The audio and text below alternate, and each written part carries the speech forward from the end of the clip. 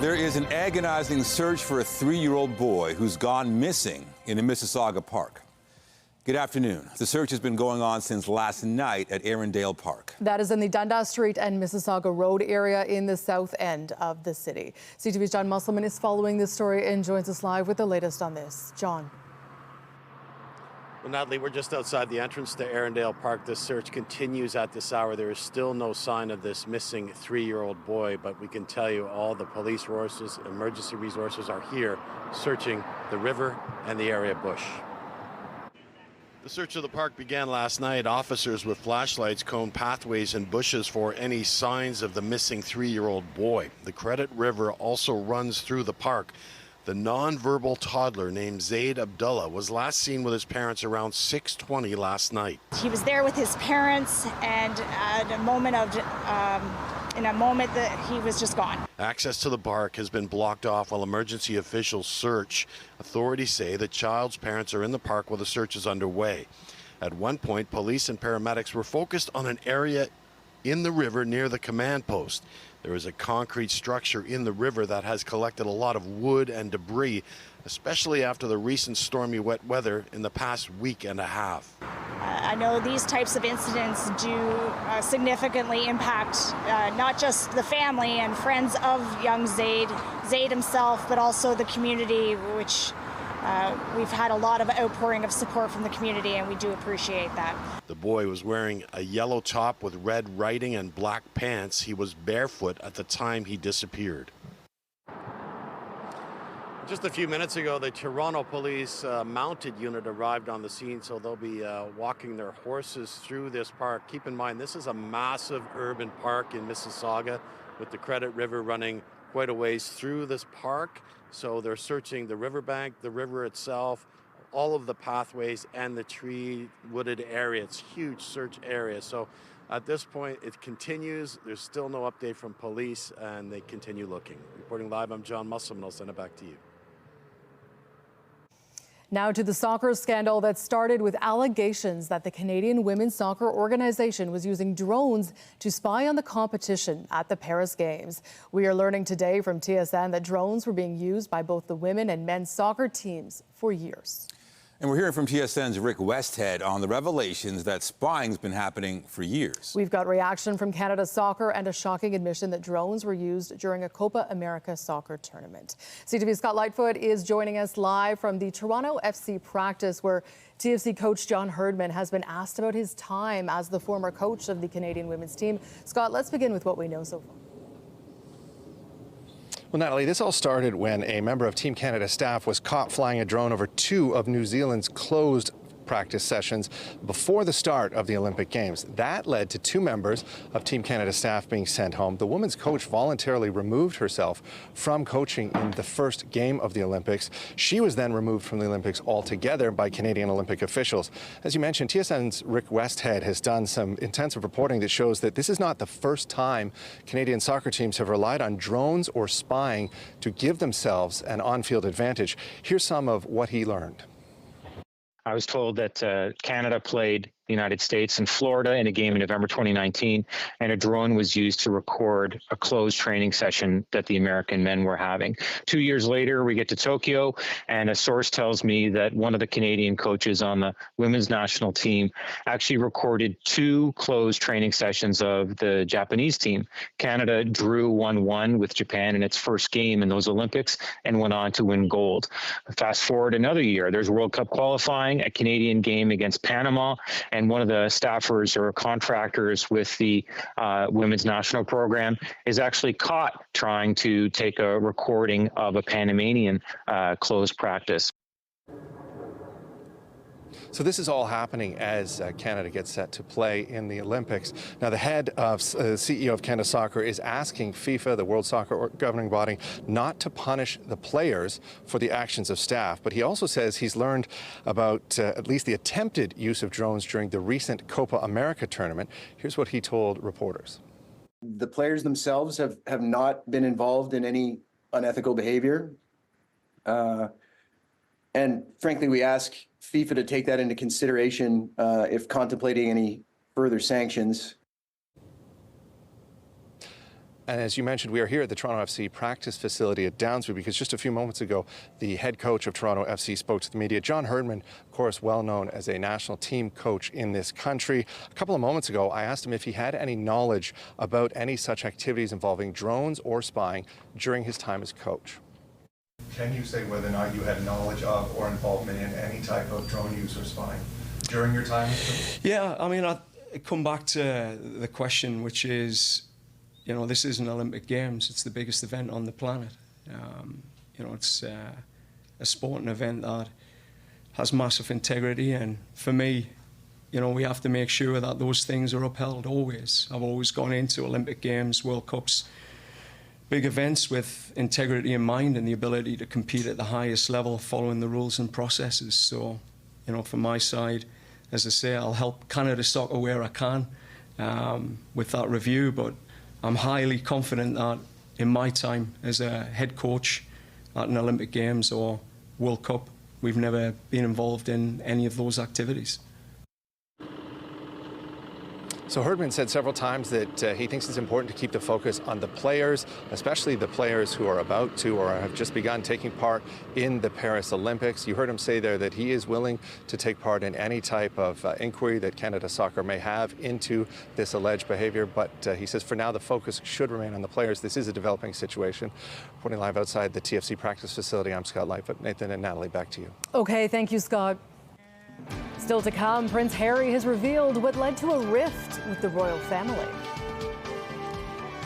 But first, a look at the forecast and a live shot of the roads. It is busy, especially for those who might be heading up north for the weekend. The weekend looking good, a lovely run of sun.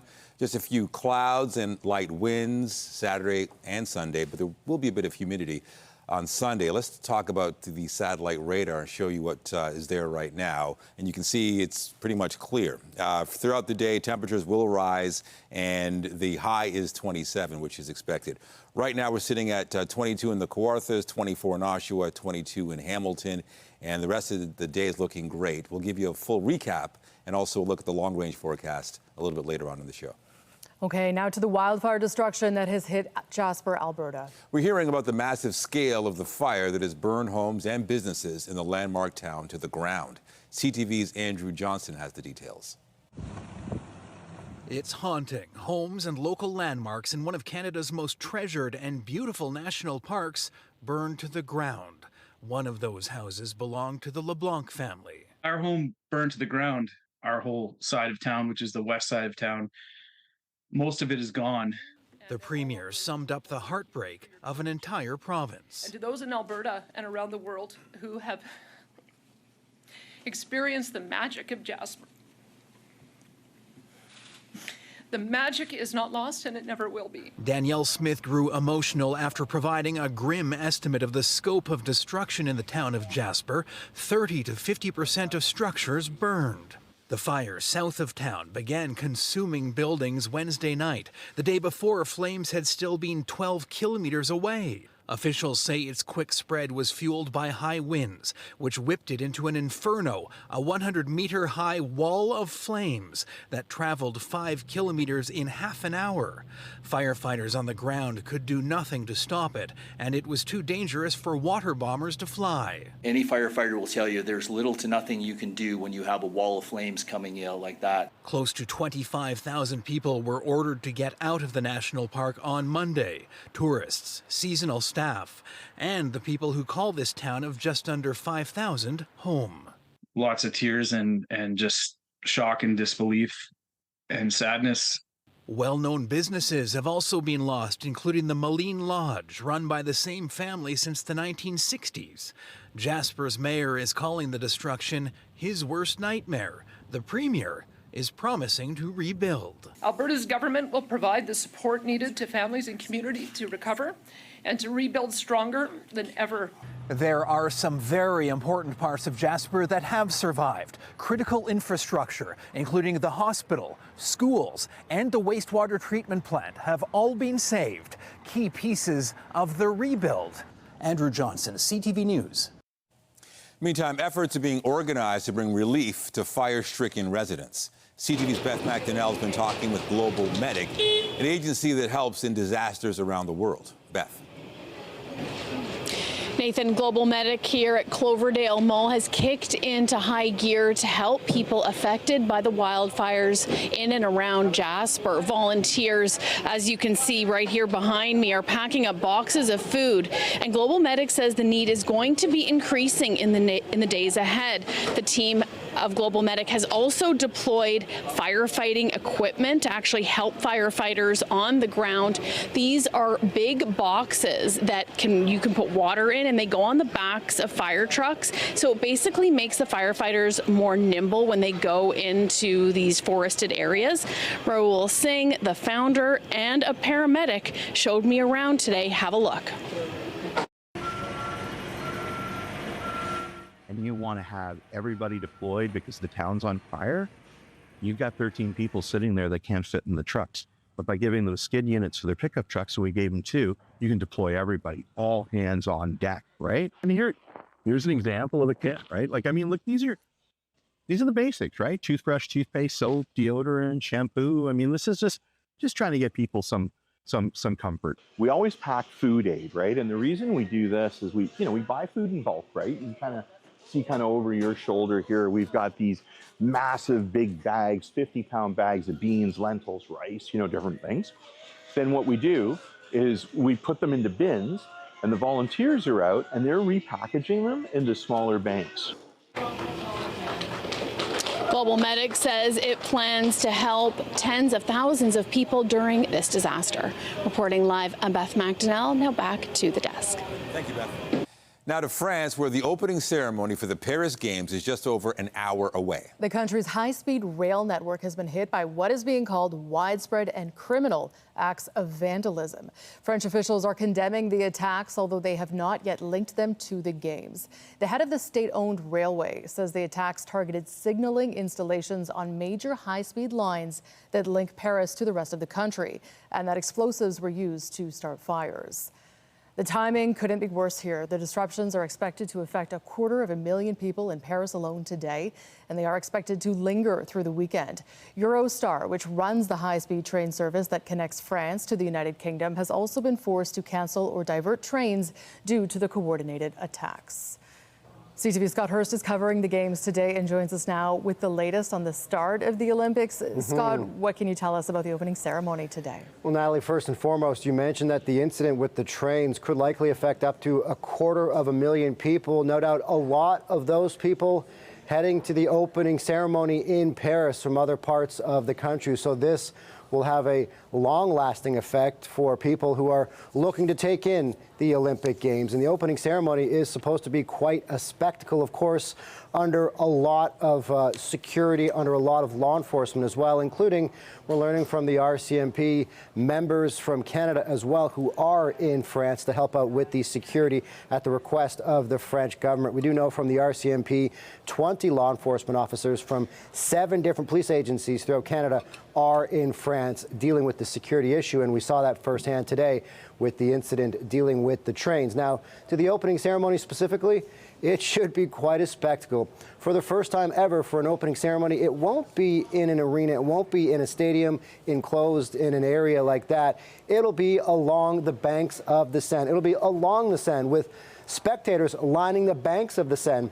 Hundreds of thousands of them, in fact, with the athletes and the entertainers.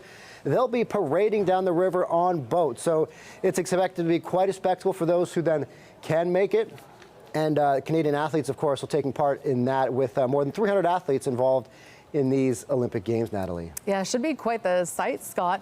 What are the expectations for the Canadians at these Games? Yeah, so as I mentioned, 337 athletes at this game. If we look back to the last Summer Olympics, Tokyo 2020, of course, taking place in 2021, we won 24 medals at those games. And so obviously we're always looking to do as well as we did last time, potentially even better. And we should start off with our flag bearers, of course, both reigning Olympic champions. So we're hoping for more medals from Maj Charon and Andre de Grasse. He, of course, won 3 medals at the last Olympic Games. We have lots of chances to win medals in the pool with names like Summer McIntosh, Maggie McNeil, and Penny Alexiak. And here's one you've never heard of before. Breakdancing, of course, is making its debut at the Olympics, and Canada has a shot at the podium. Athlete by the name of Phil Wizard, potentially even a shot at gold. So lots of expectations for Canadian athletes and hundreds of athletes taking part. So once the games get underway in just about an hour's time, of course, there's been so many stories already, there should be lots for Canadians to cheer about. And Scott, returning to the spying scandal that has been plaguing the Canadian women's soccer team, has there been any more fallout on that? Yeah, just to add to what Scott Lightfoot had mentioned earlier, there is an investigation now underway by soccer's governing body. He mentioned the investigation now underway from Canada Soccer, and an investigation that won't just be about the incident at hand here at the Paris 2024 Olympics, an investigation from Soccer Canada that appears to go back many years and also include the men's program. And so that is where Canada Soccer is focusing its investigation, soccer's governing body, of course, investigating the most recent incident as well. So we'll have to wait and see from those two investigations whether there's any more fallout either in the immediate term or long term, and whether Canada might face any sanctions or any more issues with the current women's team there. There's been speculation and there's been a request by the New Zealand team for Canada to forfeit its points from its match yesterday against New Zealand. Of course, they won that opening match 2-1, and there's been a request even before that match from the New Zealand program for Canada to forfeit those points. We haven't heard anything specifically about any more punishment for Team Canada in the immediate term. And of course, these investigations could take quite some time from Canada Soccer. Natalie. Okay, CTV's Scott Hurst with the latest on the Paris 2024 Games. Thank you, Scott. Thanks a lot. Now to Washington, where U.S. President Joe Biden has pushed the Israeli prime minister to agree to a ceasefire in Gaza. The meeting occurred yesterday, and the vice president, now in the race for America's top political post, also met with Benjamin Netanyahu. CTV's Joy Malvin reports. The Democrats' de facto leader, Kamala Harris, taking command. Welcome, Mr. Prime Minister, and I look forward to our conversation. We have lots to talk about. Her husband and stepchildren are Jewish, but Harris has taken a tougher stand with Israel in the past, warning its prime minister the suffering in Gaza is unacceptable. Israel has a right to defend itself, and how it does so matters.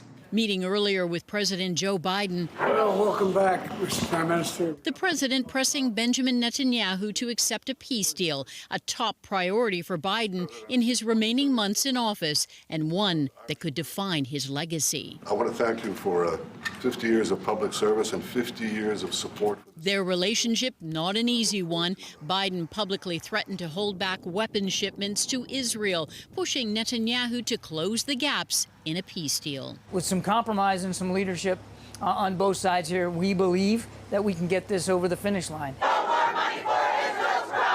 Netanyahu's congressional visit to Washington has sparked protests again, calling him a war criminal and angry at the Biden administration's support for Israel. Both leaders met with American hostage families, desperate for a deal. We got absolute commitment from the Biden administration and from Prime Minister Netanyahu that they understand the urgency. The moment they come home, these 115, the killing ends, the madness ends. Joy Malvin, CTV News. Meanwhile, Kamala Harris received a high-profile endorsement today from Michelle and Barack Obama. Kamala. Hello. Hi. Hey there. Oh, hi, you're both together. Oh, it's good to hear you both. I can't have this phone call without saying to my girl Kamala, I am proud of you. This is going to be historic. We called to say Michelle and I couldn't be prouder to endorse you and to do everything we can to get you through this election and into the Oval Office. Oh, my goodness. Michelle, Barack, this means so much to me. I am looking forward to doing this with the two of you, Doug and I both, and getting out there, being on the road. But most of all, I just want to tell you the words you have spoken and the friendship that you have given over all these years mean more than I can express. The endorsement builds momentum for Harris as the likely Democratic presidential nominee after Joe Biden ended his campaign. Here in Canada, the Supreme Court says the Crown breached 2 treaties with First Nations. The High Court ruled a settlement must now be negotiated.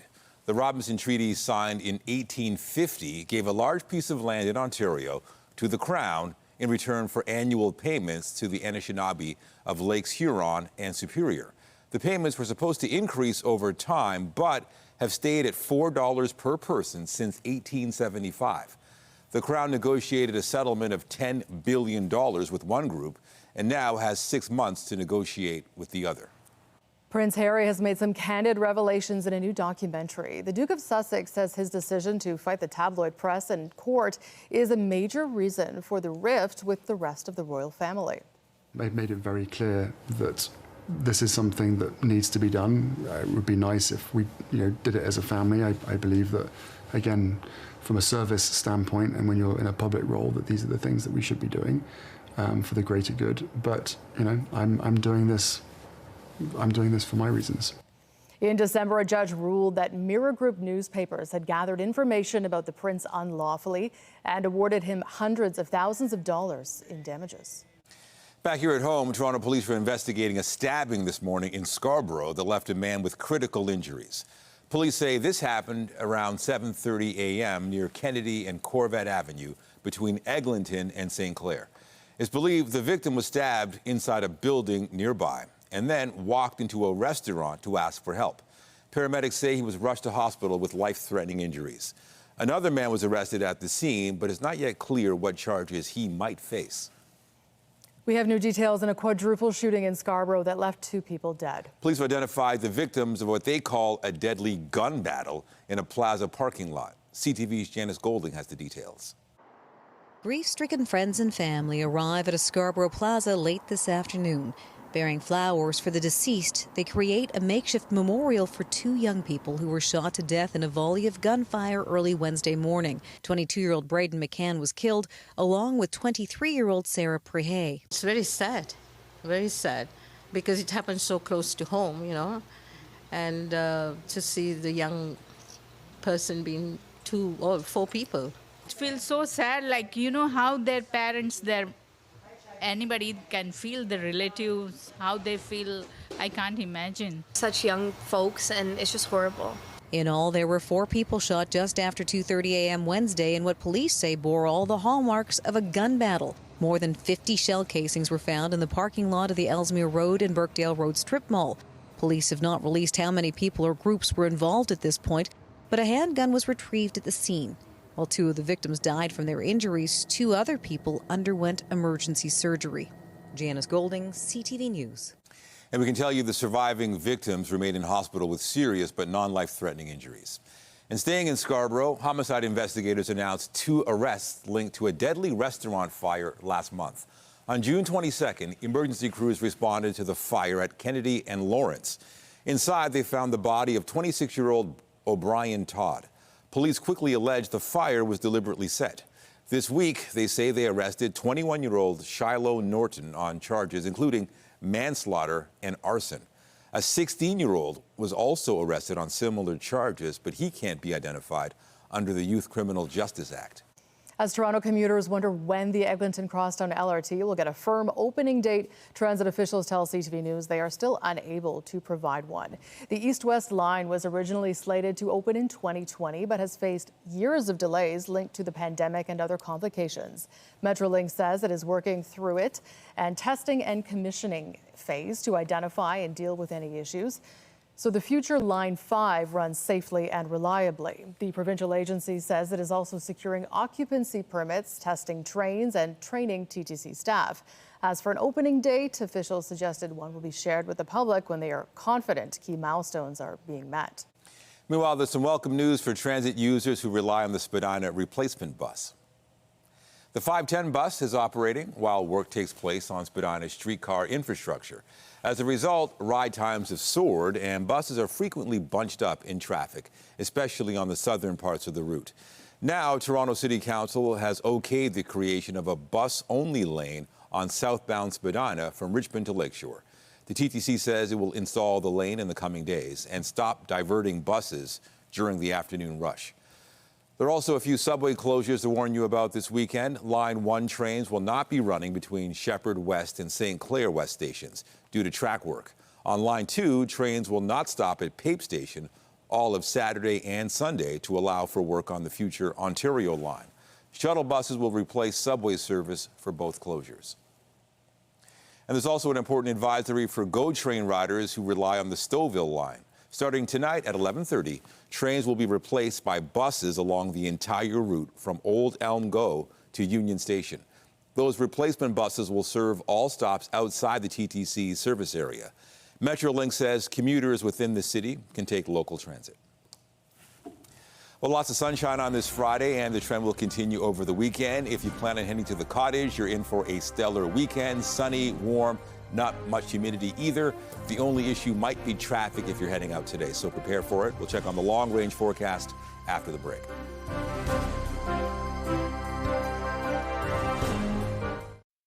Weather is brought to you by the Presler Law Firm. Injury lawyers. You don't pay unless they win.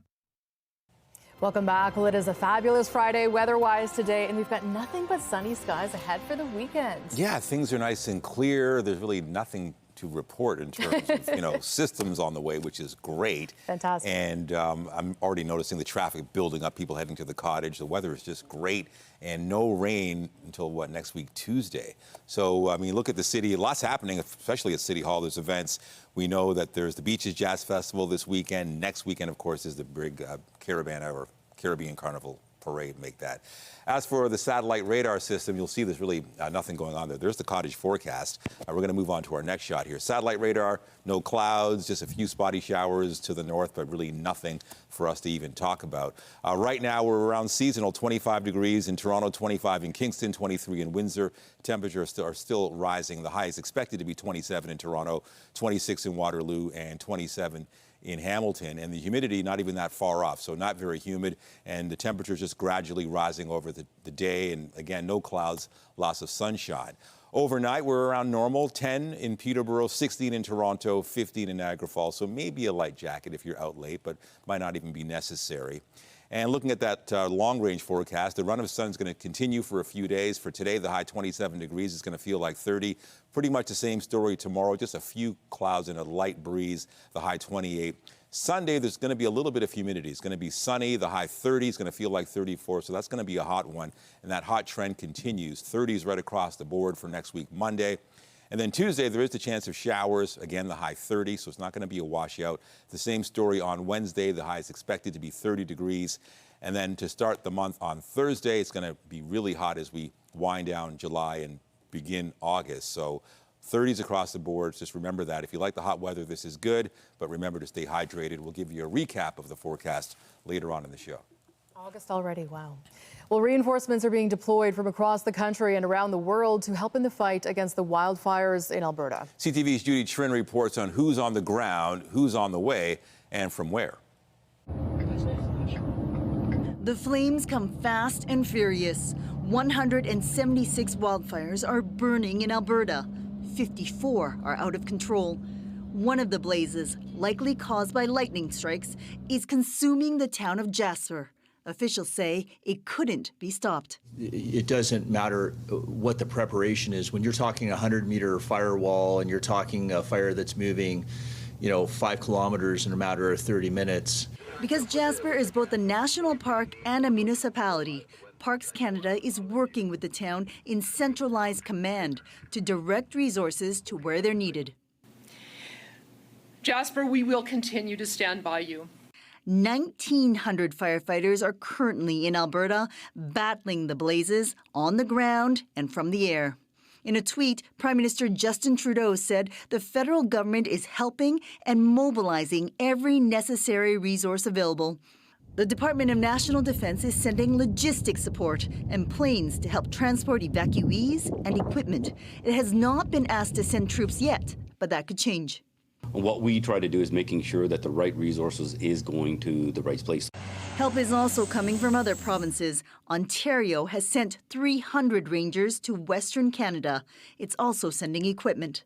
We have sent 4 helicopters, 1 Bird Dog aircraft that goes along with the 2 CL-415 water bombers, the associated staff, including pilots and aircraft maintenance engineers. Judy Trin, CTV News, Ottawa. It is a summer staple in the city. One of Canada's largest free jazz festivals will be taking over Queen Street again tonight.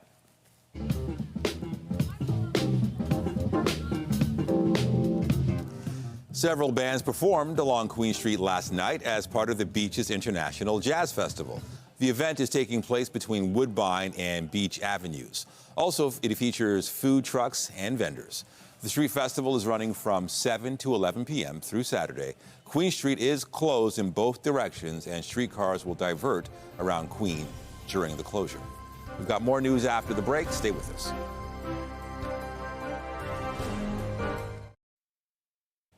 Criminal companies are setting up shop here in Canada to launch elaborate pyramid schemes around the world. CTV's Adrian Gobriel is part of a team of journalists who've been working on this investigation.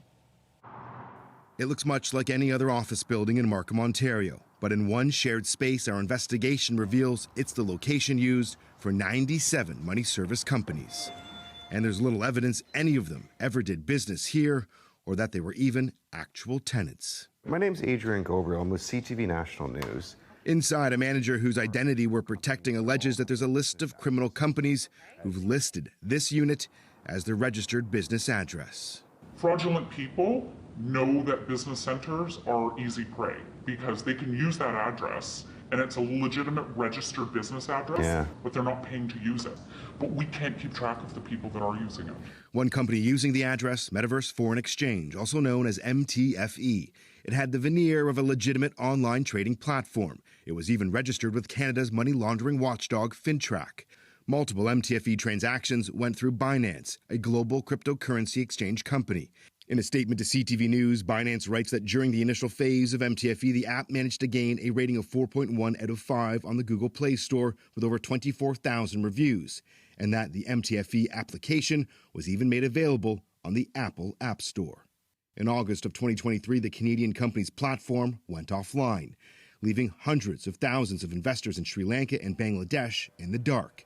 An estimate of more than $2 billion vanished. Government lobbyist Sasha Caldera believes Canada is years behind other countries when it comes to anti-money laundering legislation. We've had this backdoor open where you can incorporate as easily as possible and you can skirt beneficial ownership laws by being a foreign company. So this has to stop and we need to shut this down. New regulations have given FinTrack the power to do criminal background checks. We tracked down Finance Minister Chrystia Freeland at an event in Markham, of all places. How do you believe these criminal MSB corporations who are stealing hundreds of millions of dollars reflect on our country? I think your question is an important one. I think we do have more work to do here in Canada, both in terms of ensuring that we have the tools we need to crack down on fraud and money laundering. Money service business insiders we spoke with say that the companies we've uncovered here in Canada are run by international organized crime groups. Adrian Gobriel, CTV News, Toronto. The summer concert season is well underway with many acts touring the GTA. A major concert set for next week had to change its lineup due to an illness. And as CTV's Pat Foran reports, some fans who bought tickets are surprised they're not allowed to get a refund.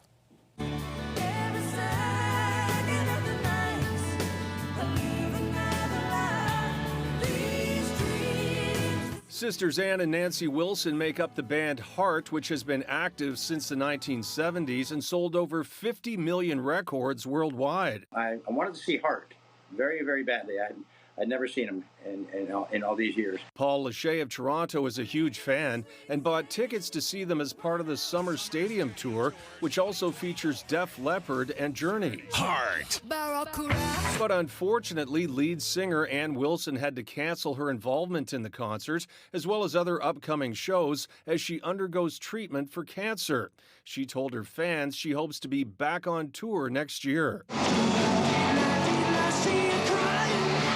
After Heart dropped out, the promoter for the Toronto show added the band Cheap Trick to take their place. I was very angry. The way I was looking at it, Basically, Ticketmaster was trying to pull a cheap trick on me. Lachey says while he wishes Ann Wilson well, he is on a fixed income and wants his money back for the $140 tickets. It's unfair. It's unfair. And all I'm asking for is a refund. Sometimes when, for whatever reason, one of the bands can't attend and has to cancel, it's a promoter's worst nightmare. Music industry expert Eric Alper says a promoter would have to issue refunds if a headliner cancels a show, but says for an opening act, they only need to find a comparable band to fill the spots. Because the show is still going on, the show is still happening, and in their eyes, they're putting together something of value as well. Ticketmaster's website says opening acts are subject to change or cancellation at any time without notice. No refund will be owed if an opening act or festival performer is changed or canceled. Still, after we reached out to Ticketmaster on Lachey's behalf, he was given a full refund. I just want to say thank you very much to CTV News, Pat Foran. You guys handled the situation great, and I'm grateful. Pat Foran, CTV News. Some people who live with disabilities say accessing Lake Ontario is no easy feat, especially since the closure of Ontario Place. And one man has taken his water-based rehab regimen to a downtown fountain. It was an unusual sight on University Avenue. I have to use these fountains. It's my only choice. It's kind of silly when you think about it. Call it physiotherapy as well as protest. Steve Mann is a professor at the University of Toronto. He's recovering from a back injury and was told to try waterballing as therapy. His first thought was Lake Ontario. But there's nowhere I can get my ball in because they've closed Ontario Place. There's 4 wheelchair ramps at beaches, but those ramps don't go all the way into the water. Mann says public pools won't allow access, and without the former access at Ontario Place, lake access is next to impossible. Toronto's the biggest city on the Great Lakes, so we should be a role model of stewardship for freshwater access. But there is nowhere in the city of Toronto where someone with disabilities can launch a kayak or an exercise ball into the water. And so he has come here to this fountain. It's really good for the spine if anybody has back injuries. A lot of times I get up in the morning, I can't stand up, I need my walker. But then if I can get the right spinal stability exercises.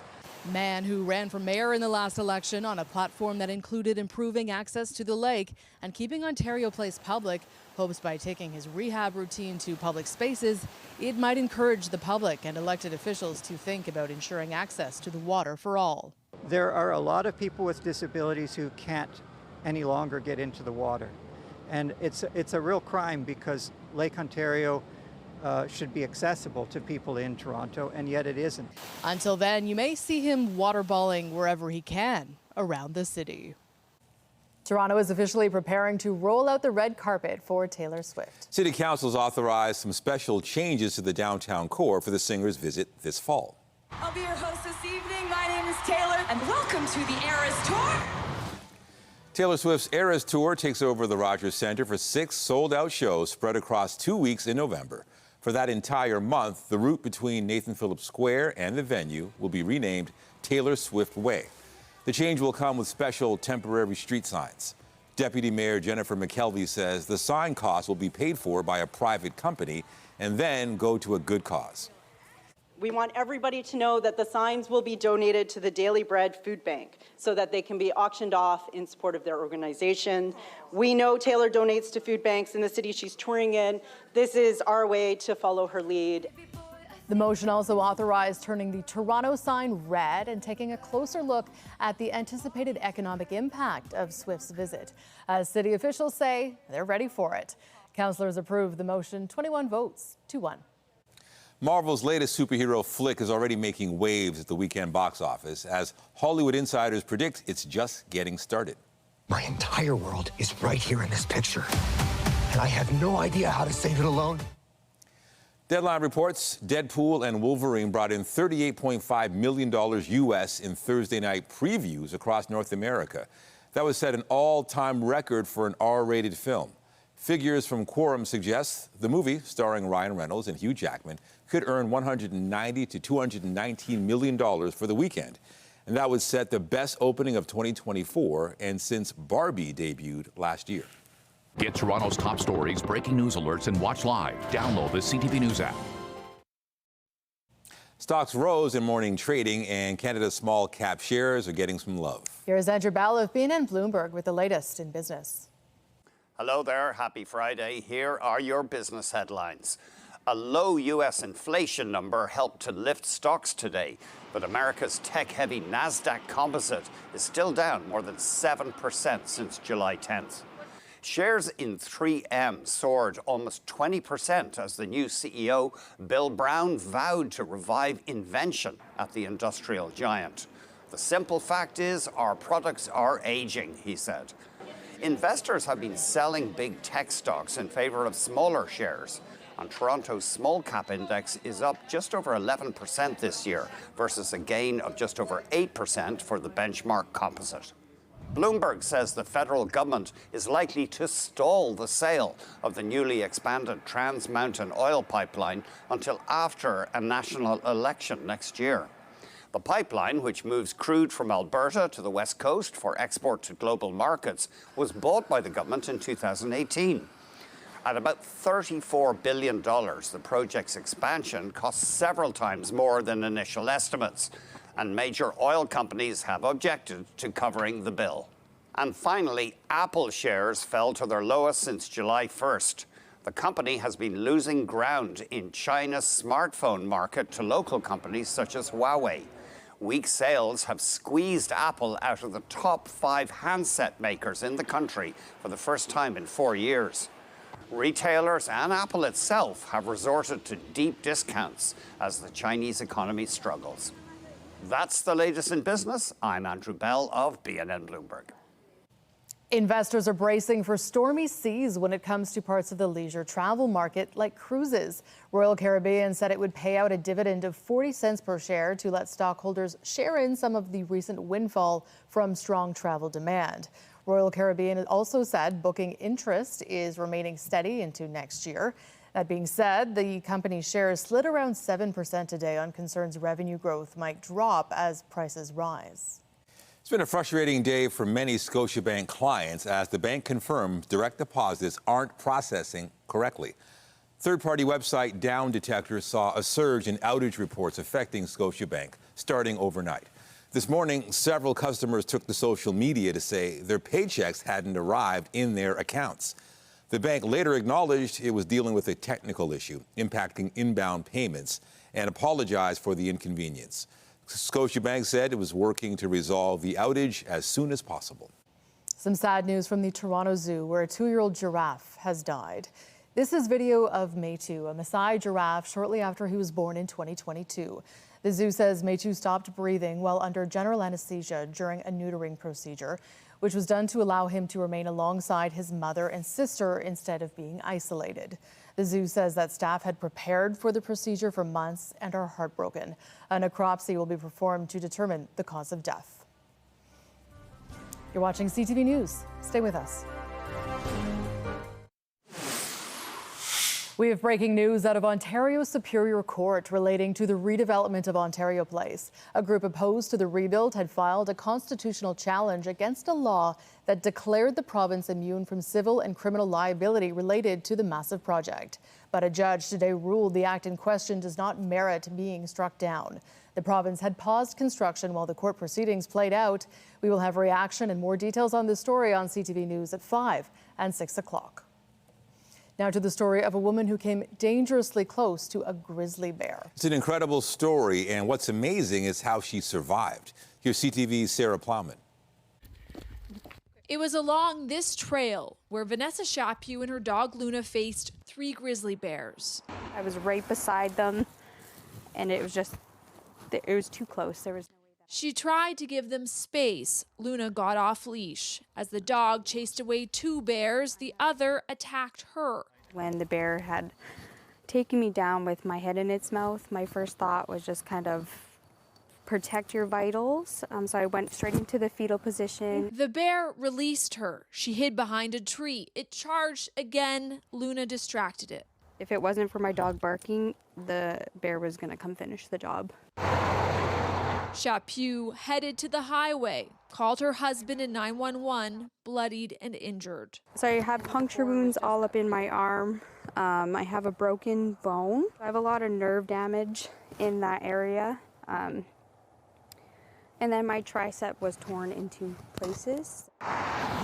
The nearby campground was evacuated. 3 bears euthanized by conservation officers.